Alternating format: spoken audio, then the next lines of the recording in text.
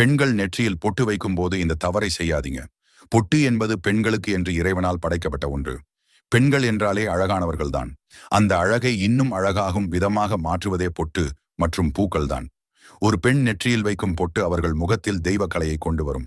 அது மட்டும் இல்லாமல் பொட்டு பூக்கள் வைத்த மங்களகரமாக பெண்கள் நாம் பார்த்துவிட்டு போனால் போகும் காரியம் கண்டிப்பாக வெற்றியடையும்.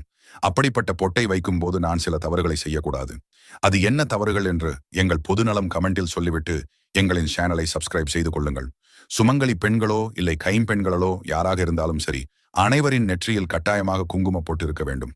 இன்றைய காலகட்டத்தில் ஸ்டிக்கர் போட்டு, சாந்து போட்டு, கலர் போட்டு ஏதாவது ஒன்று நெற்றியில் வைத்திருக்கிறோம்.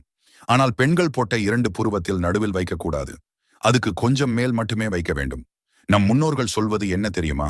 அதாவது மஞ்சள், சுண்ணாம்பு, படிகாரம் ஆகிய 3ஐ வைத்து குங்குமம் தயாரிக்கப்படுகிறது. அதனால் இது கெட்ட சக்தி, கண் திருஷ்டி